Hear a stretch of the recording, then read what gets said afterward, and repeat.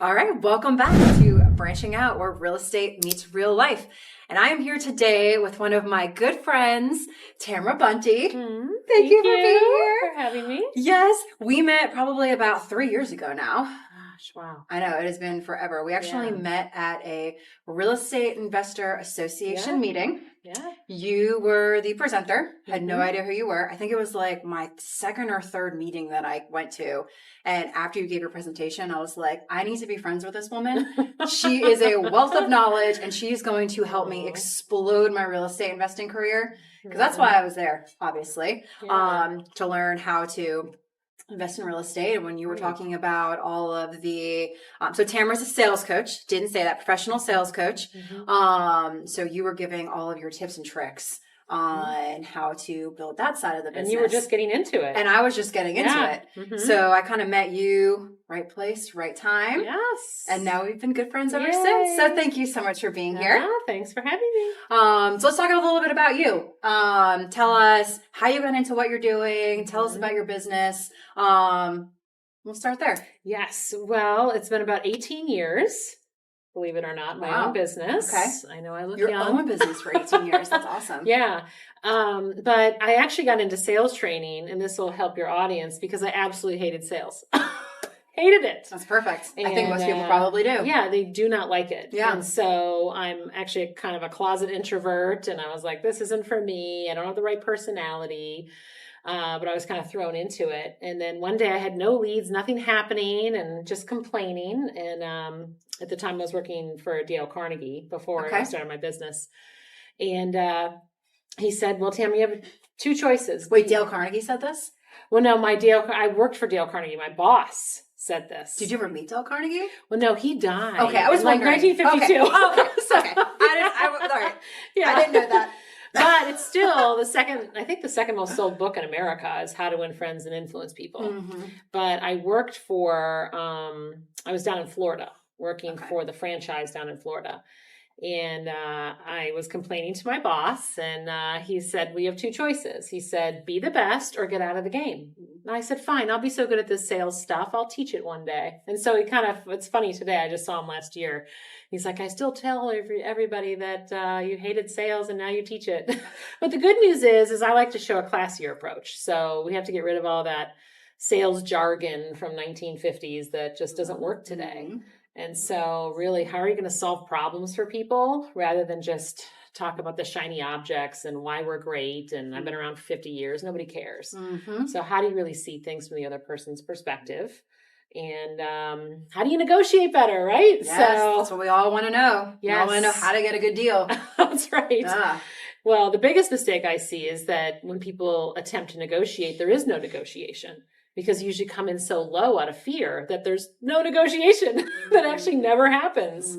But from a real estate perspective, it's a little bit different. And so I know you've been in it and, you're out there and building business, and your best way now is obviously referrals, right? Yeah. But what would you say your audience you think struggles with the most? Because you have a school, so you're teaching. We do. You're teaching it. I think that it is the taking action aspect. Like when people figure out real estate investing, when they're like, oh my gosh, I've never really heard of this. This is really interesting to me. I could have financial freedom. That brings them in. And then it's like, then you start learning, and then it's the analysis paralysis. So then there's that point where it's like, when do I take action? Because I feel like I've learned a lot, but I don't have any experience. But then it's like, well, how do I actually jump into it? So I think that's where the gap is. It's like, where does learning end and action start? So, well, action trumps theory any day of the week. So I tell people, actually, one of my rental properties, I got simply by knocking on the door. And I just said, would you be willing to sell your house? And I actually knocked on 6 doors. Four out of the 6 were willing to sell. Wow. And where was this? In Ballantyne. Oh my gosh. Yeah. And so it's so funny because one of the ladies, the one I ended up buying, because I liked the location the best, is she says, thank you, Lord. Yes, I want to sell. She had an arm coming up and needed to sell. And then I went and renovated it. Then she wanted to buy it back because it looked so much better. She had done nothing. But really, I think, and I tell people the best piece of advice from a sales perspective is just make one phone call, knock on one door, because that is going to make you feel more successful. It's like the theory of make your bed and you'll have a better day. I actually do have a better day when I make my bed. So there's something to that. But I will tell you, I tell salespeople all the time, you don't have to go make 100 dials. You can be really successful making one. Like knock on one door, call one person and ask for multiple vertical referrals. And then it's like, if the whole rest of the day falls apart, that's 5 a week, that's 20 a month, that's 240 a year. It's that consistency. It really is. And it's simple, but not easy. Mm-hmm. So it's, but a lot of times I think people just don't even know what to do. They don't know what to say. They don't know who to call. They think they're an interruption. They have all of this head garbage that they need to just eliminate. Mm-hmm. And then like to tell people, you're only as good as your friendships. So who are you spending time with? Yep, that is true. And that brings up a lot of good points. Mm-hmm. So the first point I want to bring up is when people first get into real estate investing, one of the first things that they teach you when you go to these real estate investor associations, when you buy these get rich quick programs, is to find distressed houses and knock on doors and drive for dollars. Like that's kind of like basic step number one. Yeah. So that's where it starts. So in that point, you need to learn those phone skills. You can't be scared to pick up the phone and call people. Right. So, and there's so many of those. Yes. There's so many distressed properties. Yes. So many. And I mean, that's how you found yours, right? Were you just knocking on doors at distressed properties?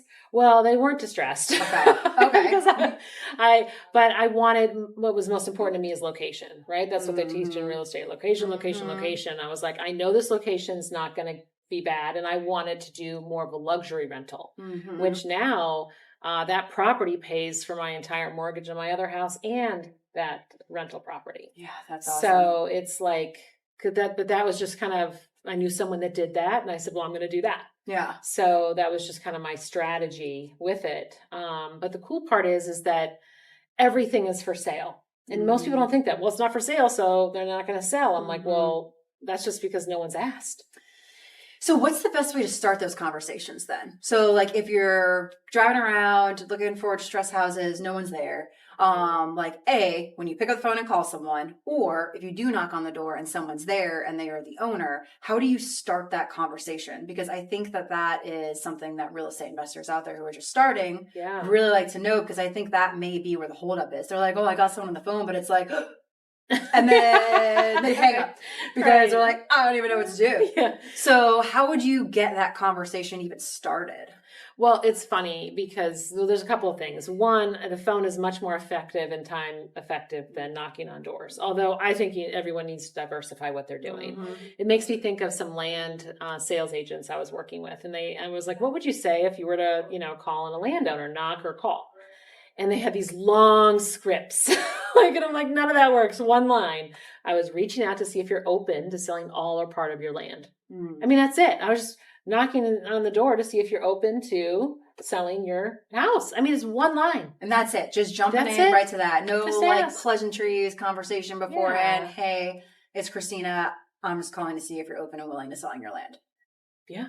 It's that easy. It's that easy. It's that easy. I mean, I double dog dare people just to do it. Because you don't have to have this long story and all of this stuff. Just ask them. Yeah. And then identify where you really want to be and, and what houses you want to buy. And I mean, you can find all that on Zillow. You can call right off of Zillow. Yeah. And just ask people. Yeah. Okay. All right. So then we have someone who actually takes action, picks up the phone, calls someone, asks if they're willing to sell.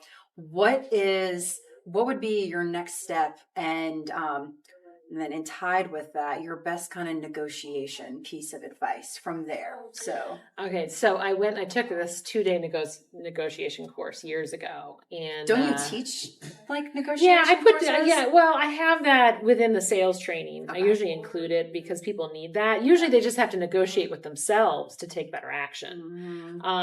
But you don't get what you deserve, you get what you negotiate. So no one ever pays you what you deserve. Like even in a job interview, you only get paid what you actually negotiate. So I would say that's the best quote I've ever heard on negotiation. And most people have too much fear. You can't have any fear in negotiation. You have to be able to walk away. You can't get emotionally involved. You can't be afraid to hear no. Yeah. Just move on. Yeah. So I think that's what it comes down to, is not being fearful and being able to walk away. But whoever has more scarcity, they say in a negotiation, if there's rapport, right? Whoever is more certain will usually win the negotiation. So if anyone has fear or scarcity, they typically will lose. So you want to make sure that you're not operating out of any kind of scarcity or, give up your hand. Yeah. Poker face. That is a big thing that we teach here at Branch Wealth Partners, is not to have a scarcity mindset. Yeah. There's plenty to go around. If one deal doesn't work out, one down the road will work out. So yeah. And so sometimes I think it's if something doesn't work out, it's a blessing. Something else will come along. But you can't have any fear. You just have to move forward with what you want and what your minimum and maximum are. You have to know your numbers and what are you willing to do. But obviously I always think, you want a win-win. You don't want someone to feel taken advantage of, and you don't want to take advantage of somebody. I think that, and also there's so much business to go around. There's enough for everybody. Yeah, it's true. One of the things that I have learned about negotiation is setting a hard anchor. And I try to do that all the time. And I also try to be on that fine line of setting a hard anchor and not, what's the word? And not insulting the seller or whoever you're negotiating with. So it has to be in that buffer. Greg kind of teaches when we're negotiating on buying properties to kind of stay in that 10% of the purchase price. It's typically where you won't insult somebody. Anything lower than 10% you may, but I'm not scared to go down to that 15, maybe 20% below because it's a starting point at least. Right. Yeah. And I always expect a counter. When I don't get counters from people, I'm like, why? You can just come back with a higher number and then we'll go from there. Well, that's when people don't realize that there's always, everything's for sale all the time. Even if it's not listed, you knock on the door, they might just be ready to sell. I mean, that's the mindset most people are missing. They're missing that, just like the time the realtor I had was unwilling to knock on doors. I said, this is the neighborhood I want to be in. There was nothing for sale. And I go, well, everything's for sale. And I got 4 out of the 6 to sell just by knocking on the door. I mean, you don't know someone who's going through a divorce. Right. Someone whose close family member passed away and they need to move. Someone is moving and they need to sell in a hurry. You don't really know what's going on behind closed doors. So you never know. Have to ask. You have to ask. Yeah. Ask and thou shalt receive. Ask and thou shalt receive. So let's go back to what you do for your job. We kind of got in there and then we went off on a tangent. Yeah. So what exactly do you do in your coaching? So what I found the most effective is I used to teach a lot of theory and do this, do that. And then I realized nobody was doing it. They knew what to do, but they didn't do it, which the application of knowledge is the definition of wisdom. So I actually do it with people. So I sit down, I'm like, let's make phone calls together. The craziest story ever was having someone throw up. They were so nervous. Oh my gosh. And I was like, you're a top salesperson and you're nervous to make phone calls? Make phone calls. You'd be surprised. The majority of salespeople post and pray. They have apps that leave voicemails where they don't want to talk to the person. It's weird. I see everything because I'm like, what's really going on here? Let's sit down. And I went up here with a client and he's like, my salesperson doesn't want to make phone calls, doesn't think that she could make 10 dials in a week. What? And exactly. So they had a stack of business cards and I come up and I go, okay, let's call the business cards. Well, we got through 10 in 22 minutes and then she quit an hour after I left. But I said, look, I did you a favor. She didn't want to work. And that's what it comes down to. I think some people need to decide you're either going to be awesome and go all in or go get a job. Don't insult the industry. Yeah. So I feel like people just really need to step up and, you can barely speak English and mumble on the phone and be more successful than someone that's super polished and but doesn't pick up the phone. Yeah. You have to take action, and you'll see that your fruit from it. Diligent hands bring wealth. Yeah. I mean, they really do. Yeah, no, it's so true. I've been through 2 of Tamara's sales training classes, and they were awesome. And some things that I have learned from you. Well, I think one of the first things that you said when I first got started and had no book of business, I was starting from zero. You were like, go through your phone and call everyone in your phone. Yeah. So that's what I did. And told them what I was doing. And you know what? That brought them to be like, oh, you need to talk to this person. So I talked to that person, and then you taught me. Well, then ask the people that you talk to if they have other people that you think that you'd be able to help. Right. And that brings me to say, go at it with a helping mindset. Like, don't ask them for something. Right. Help them somehow. Yeah. And that has been super helpful for me. Yeah. Because I like to say that salespeople aren't salespeople. They're professional friend finders. Yes, and so you have to be a friend first, right? And it's just cool, the connections that can happen and where you meet people. And it's just cool to look at the, over time, like, oh, wow, this came from that. Right? Like, I think of some clients I have today because you introduced me to them. And it was years ago. So it's like so cool to see the progression of how you can build.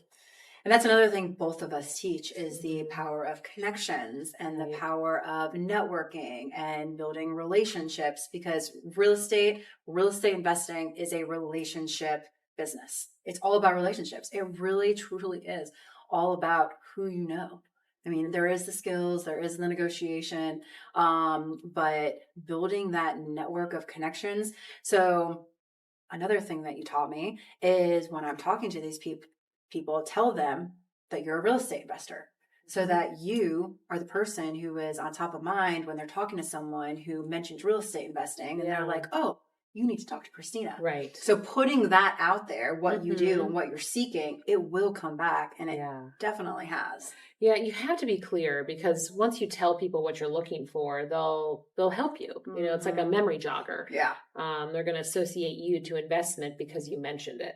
But if you don't mention it, they don't know. It's interesting. I just went to a meeting and people were standing up saying what they do. And I'm like, I don't even know what you do.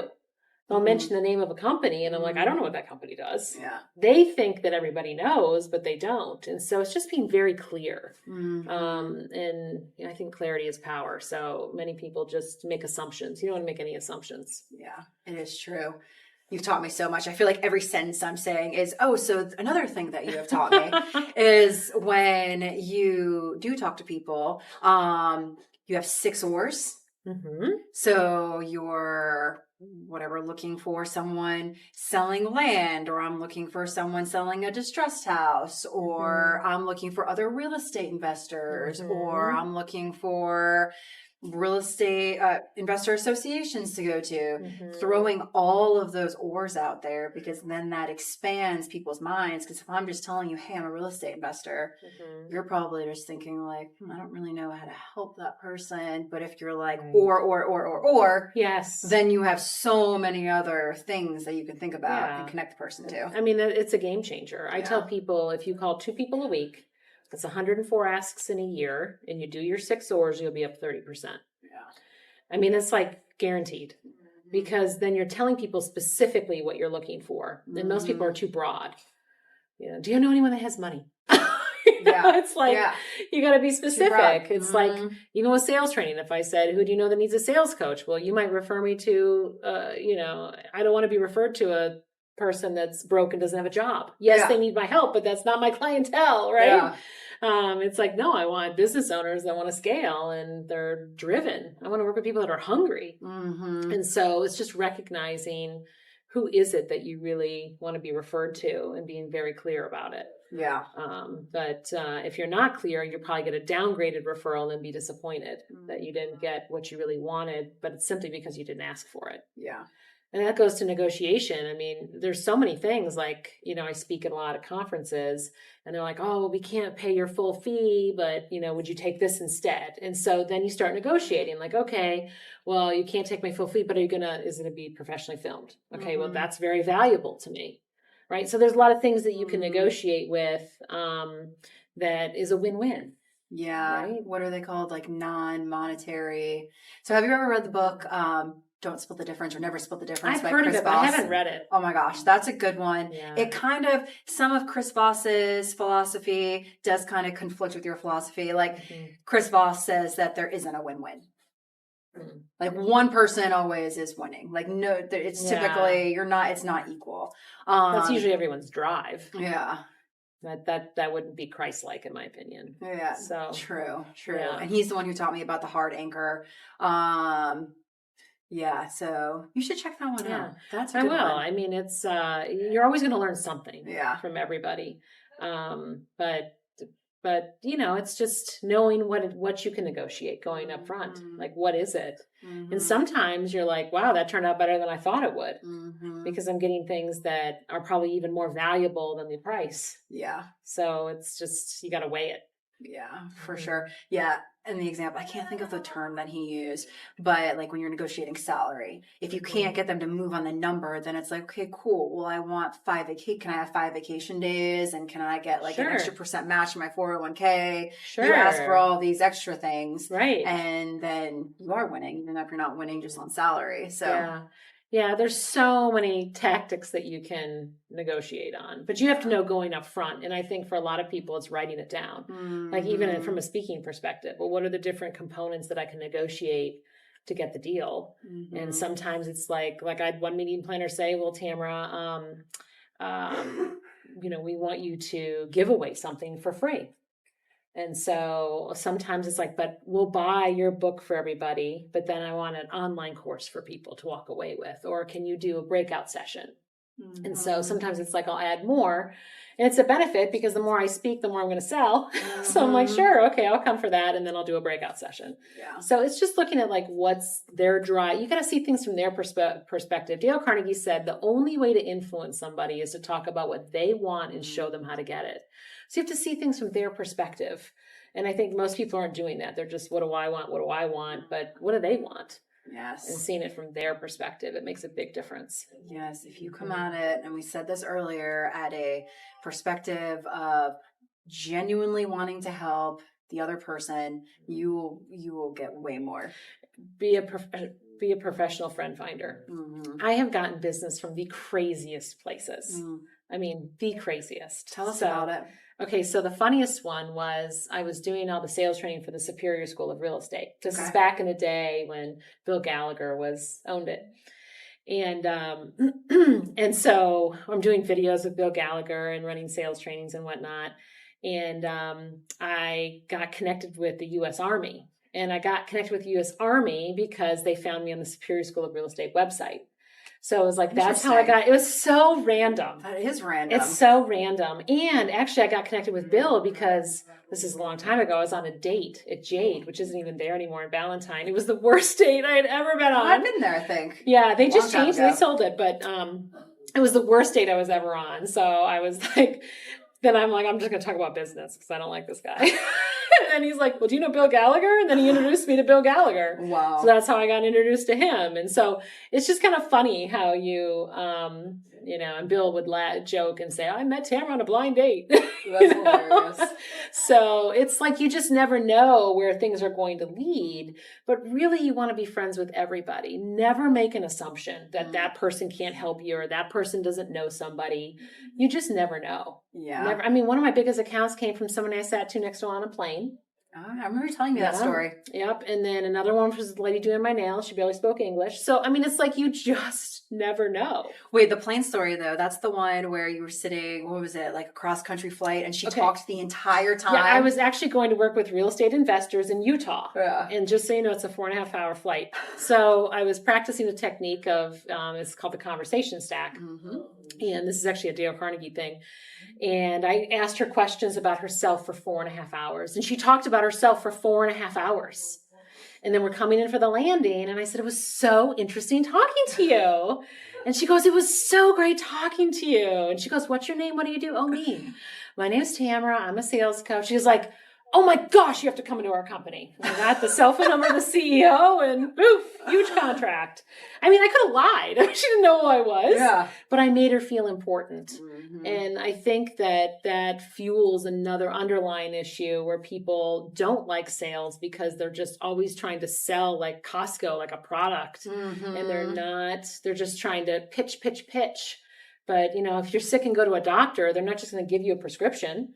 They're going to do they might give me this. But they might do, what they should do is an examination. Then they give a diagnosis, and then you get a prescription. But most salespeople are prescribe. Yeah. And so it's not about you knowing their solutions, it's them receiving it and understanding and sharing with you what are their actual problems. Mm-hmm. And then can you solve that problem? Mm-hmm. And it's all how you articulate it.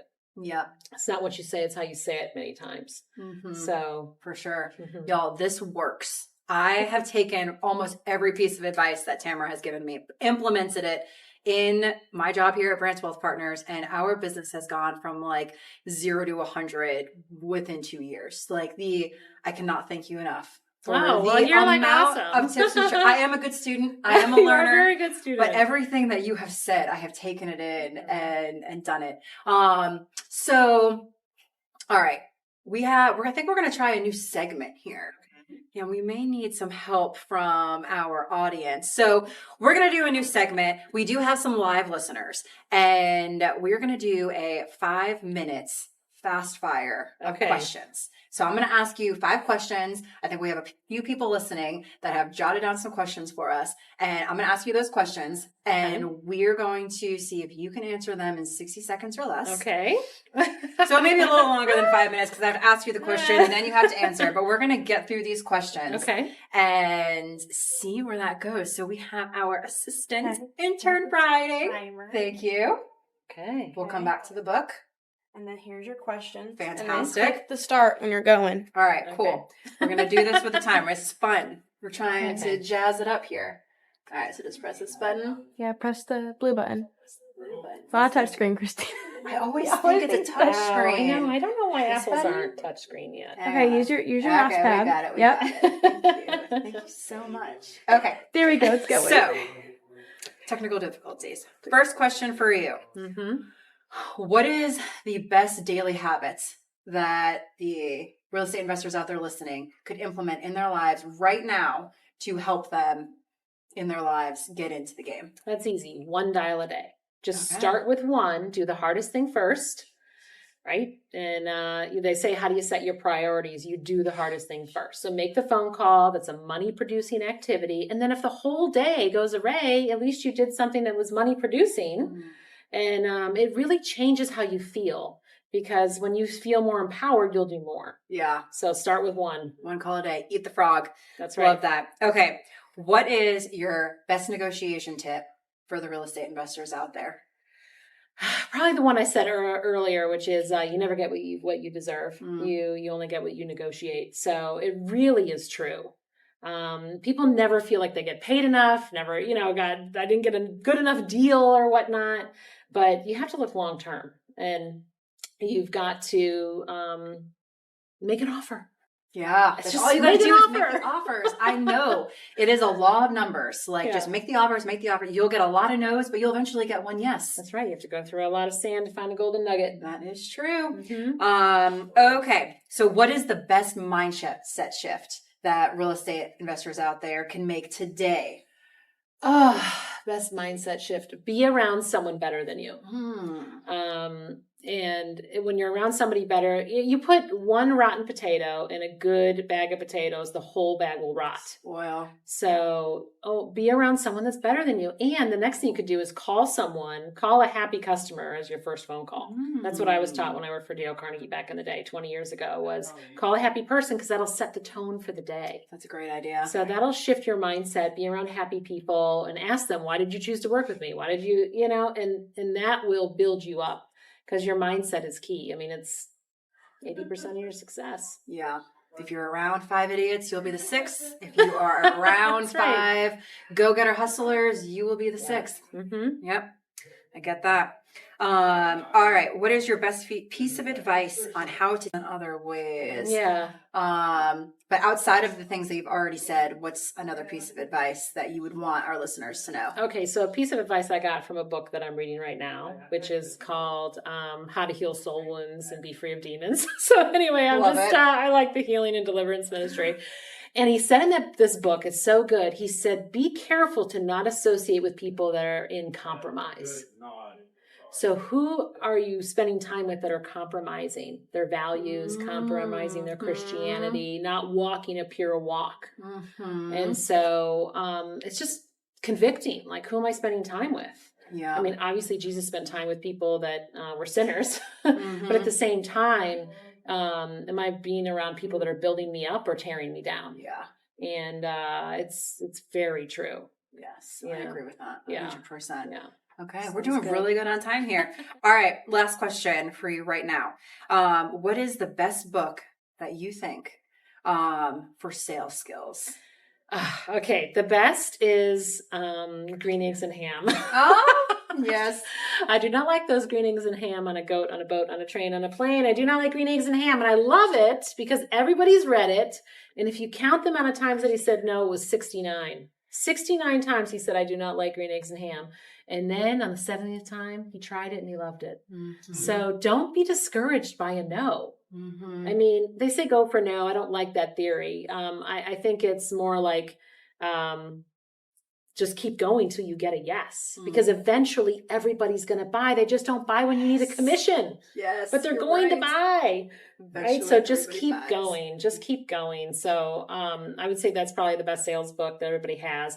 But if they want something a little more meatier, of course they could buy my book. But I'm a little prejudiced. We can talk about that. We'll talk about that next. Yeah. One more book. Okay. I mean, since we're talking about Dale Carnegie, How to Win Friends and Influence People is a classic. I just think everybody needs to read it because they're professional friend finders.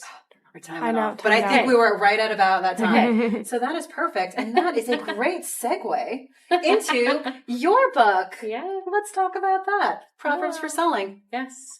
So, yes, I'm a Bible girl, and the book of Proverbs is the book of wisdom in the Bible. So, and Jesus was the best salesman because he did sell more books than anybody else. So, might as well model the best. You know, so find out who is better and figure out what he's doing. And so I just took those wisdom principles and put into, I think people need to, they need to prospect. They need to know how to ask for vertical referrals, and they need to be disciplined to do the money producing activity. Because I've never met an enthusiastic failure ever. Never met someone like that. So if someone's hungry, it's easy to teach them skill. Yeah. But if they're not hungry, I charge more. Yeah. No, it's a lot of work. I get that. And as you can see, the people that are watching this on YouTube, I have tabs in here. I have been through this book so many times. One thing that I want to bring up that we didn't talk about that I think people would want to know is, so when you're making these cold calls and people don't pick up, do you leave a voicemail? Or do you call? How many times do you call them? Okay, yeah. Okay, so one, you never give up. Someone just asked me that the other day. When do I stop? Never, because eventually everybody buys. Okay. Never pitch on voicemail. It's just like LinkedIn. People pitch like 18 a day. I'm like, stop pitching me. Actually, if someone called me, I would buy because I'm really gifted in purchasing nice things. but like nobody's calling anybody. Yeah. So you have to leave a message to get a returned voicemail. But I think the biggest thing with cold calling is if people tell me they don't like it, what they're telling me is they don't like meeting new people, which is telling me they shouldn't be in sales. So you're a professional friend finder. So it's really about how you approach it and then figuring out how to do it in a classy way. But you have to leave a voicemail. And in fact, in my class, I go over voicemail 1 through 12 because that's the max I think you should call someone in a year, just 12 times, not in a day or a week that's stalking. But eventually everybody's going to buy. But then what do you do after that? Well, you start over again the next year, because eventually everybody's going to buy. So I give you a strategy 1 through 12 when you're calling a prospect. I err on the side of friendship. People got the message, but you just have to not be so aggressive up front and then stop, because the number one reason people don't call you is they can't find your phone number.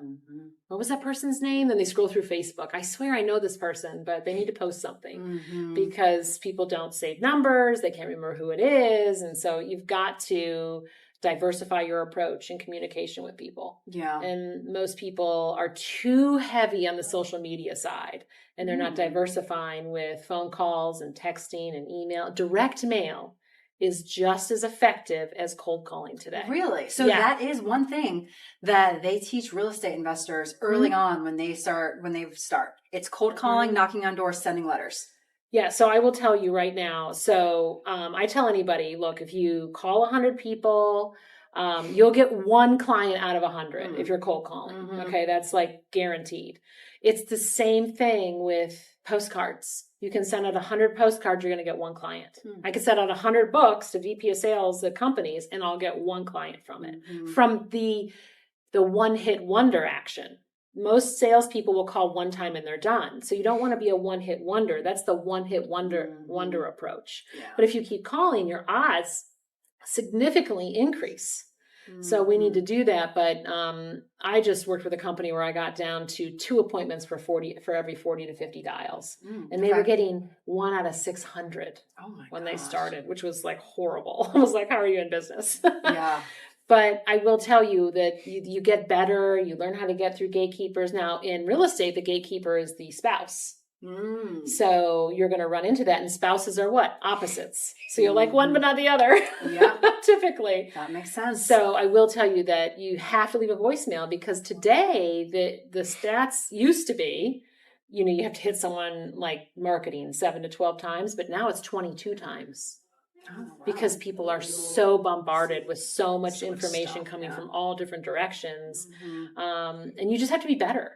You have to be better today. You have to be very articulate and fast. Yeah. The average attention span's 8 seconds now? Okay. So you go watch a TikTok video and I'm like, get to the point. I don't even want to know your name. Hook immediately. Just tell me. Yeah. What am I going to walk away with? I will say to videos, I don't care. Get to the message. Yeah. No, I get that. Gosh, I could sit here and ask you so many questions, because I have seen Tamara speak 10 times. I've been to several conferences. I've been in her class several times. So I seriously could have you talk about all of your tips and tricks, but I'm not going to make you do that because people pay for that. So that being said, let's tell people where they can find you, how they can get in contact with you, and then we'll also link it in the podcast. But tell people where they can find you. Well, they can find me through you. Of course. They can.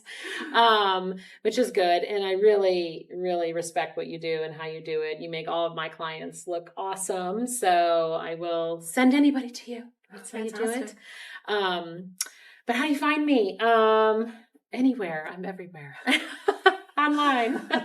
TamaraBunte.com. Okay. Yep. Yeah. That's good. That's easy. And I have a lot of resources on my website that I just give away for free. But really, it's, and a lot of times locally I'll come and I'll speak to different groups here in the Charlotte area, which is super fun because you make new friends. But really, people that are committed and want to grow, if they're like, let's sit down and I had a one-on-one yesterday for 6 hours. And she said, I want to be organized and make phone calls. And that's exactly what we did. And she made more phone calls in 6 hours than she had made in the last 6 months. But she didn't really know how to do it. And so I'm like, let's do it together. And then let's get you organized. Okay, now you've made a phone call. You got to put a note. And then you got to schedule a follow-up or an appointment. It's like people are so overwhelmed by all the technology. They don't know how to manage it appropriately. And you literally do sit there with people, have them make phone calls, have them organize their CRM. You are actually doing this. Yeah, this woman, I actually set up a new domain, set up her email address, set up her 5-star Google reviews. We did everything because most people don't have it set up, or they're coming across. Here's another thing too, is they're using a personal email for business.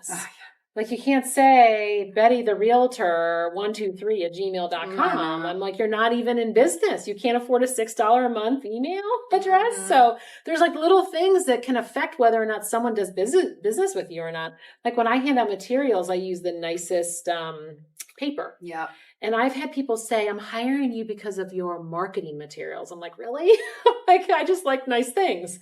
But it's really important. Don't give away cheap stuff, things that people throw away. I give away diamond pens and people love them. And they're like, how do I buy more for my whole team? And so you want to just do everything with excellence. So I believe if you do that, and I believe you're honoring God, honoring your clients, and and you're just going to make more money. And so people tend to like me. So yeah, good news. For sure. I love it. Well, thank you so much for being here. Thank you. And I hope you guys learned so much from Tamara. She seriously is a wealth of knowledge. If you are a real estate investor and you're getting started in your career and you need some just little tweaks or a lot of help with your negotiation, organization, anything, she's your girl. But thank you for stopping by, branching out.